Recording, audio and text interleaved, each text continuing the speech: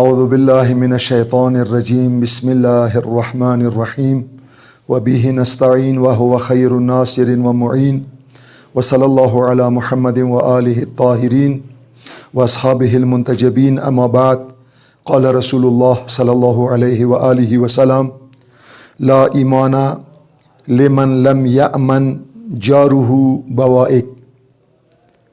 پیغمبر اکرم دغ مبارک حدیث کې فرمایش کوي چې هغه کاس هیڅ کله هم ایمان کې نه پتی کیږي چې چانه اطرافو کې بوائق یعنی اطرافو کې همسایا امن سره نه دي، یغه ژبې نه امن کې نه دي، یغه سترګو نه امن کې نه دي، یغه کردار و رفتار نه گفتار نه امن کې نه دي.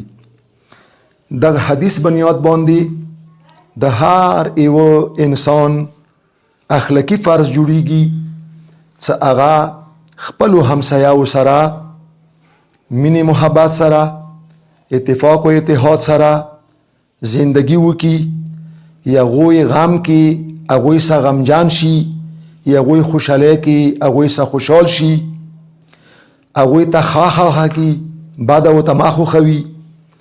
که هغوی کور کې تکلیف پیښ شو دا ویر شي هغوی سره کینی همدردی اظهار ورسره وکي.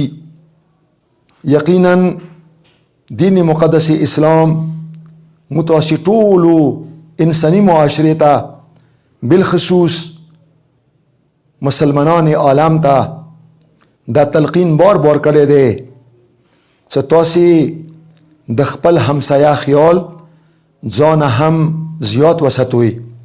لکه دا حدیث متفق علیه دی چې پیغمبر اکرم یو ورځ اصحابو ته وویله چې جبرائیل امین څو واري الله طرف نه ما باندې نازل شو، د همسایه‌و دوره حقوق کې ما ته بیان کړل چې زه دې باندې ګبرا شوم چې چېرته همسایه ما سره جایداد کې شریک جوړ نشي. پس خوشا به حال د هغې معاشرې چې همسایه‌و نه بل همسایه امن کې وي، آزار ته نه وي، مشکلاتو کې ته نه وي. دا بهترینه معاشره دی چې هغه کې د مریض عیادت وشي، د تنگ دست د غریب احوال پرسی وشي. تاسې اسلام مخ مطالعه کوئ. اسلام یو کس روایت کوي چې مدینه دی، شپې منده دی، زه مدینې بازار طرف ته راووتلم، وریانه د کسم چې یو کس لګیا دی څه د ټولوي. زه حیران شوم چې دغې شپې کې دا کس څوک دی و څه ته نه ورک دی. خو چې کله ورنږدې شوم ما نه یې غږ وکړلو پلنیه ګبروېږه ما، زه امام جعفر صادق علیه الصلاة والسلام یم. ما ته نه پوښتنه وکړه یا ابن رسول الله مور پلار مو تانه قربان شه دغې شپې کې تا نه څه قیمتي شی ورک دی چې ته ورپسې ساري؟ ویله بل څه خو نه دی ورک، خو چې زه کله څملستلم ما غویګو ته د وږو همسایه‌و اواز راغللو چې وږي یو تږي یو، لهذا ما ایوه دسمال کې نغن ګانډه کړل، مټ باندې ما هغه دسمال ارواخستلو، دغه ځای نه چې کله راغلم هغه خلاص شو، نغن ما نه ولوېدل. لهذا تیارې کې زه سر شوم چې هغه نغن یاد کوم و هغو فقراو ته هغو ملت ولاو ته چې هغه بیچاره دي، هغه وږي دي، هغه تږي دي، هغه نار دي، هغوی ته هغه ټیکاله ورسوم، هغوی ته هغه مړی ورسوم.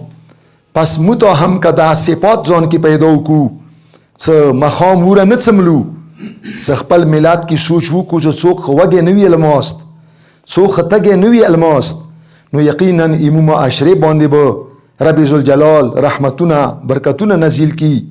خدایا سوال کوو تا ته چې ټول عالم انسانیت بالخصوص امت مسلمات د همسایه حقوق ادا کولی توفیقات نصیب کی، د یو بل ازار و اذیات نمو محفوظ وساتي. والسلام علینا و علیکم و رحمت الله.